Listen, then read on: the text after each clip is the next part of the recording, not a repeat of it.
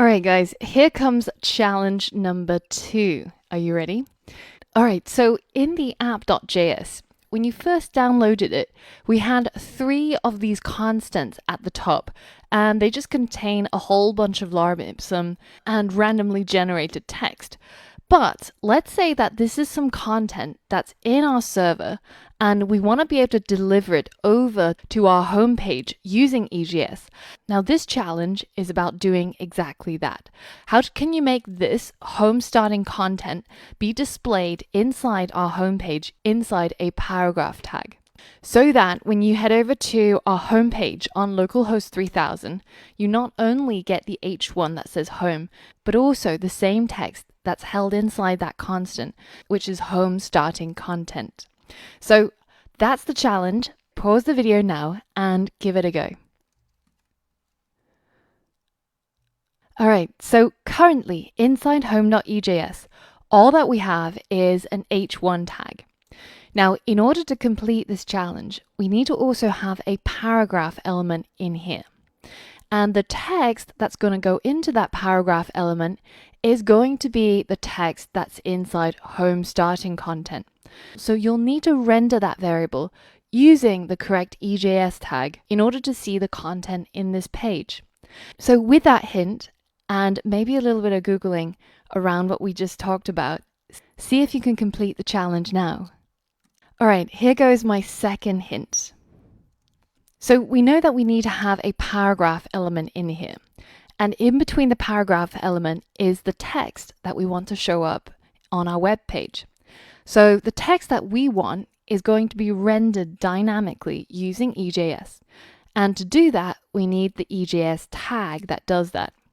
So if we head over to the EJS docs, you can see the tag that we've been using so far, which is the one that outputs the value of a variable into the template. And it's in fact even the one that they show in the header.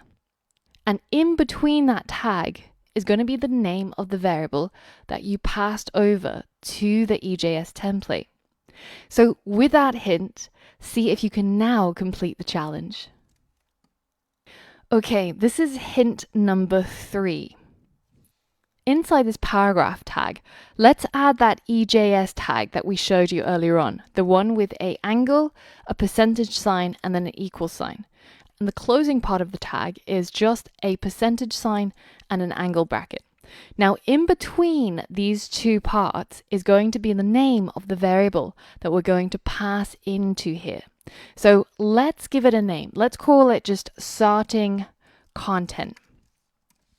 And now we need to pass over a variable with that name to our home.ejs from our server, our app.js.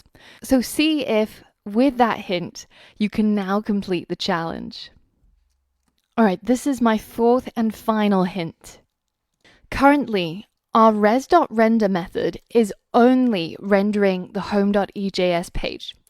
If we wanted to pass in a variable, we would add a comma, and then we would pass over a JavaScript object. So we know that JavaScript objects are key value pairs that are inside a set of curly braces. So you need to provide a key and a value. The key is going to be the variable that you'll be able to tap into inside your home.ejs. And the value is whatever it is that you want to pass over that comes from this current page, which is the app.js. Now, with my final hint, see if you can now finally complete the challenge.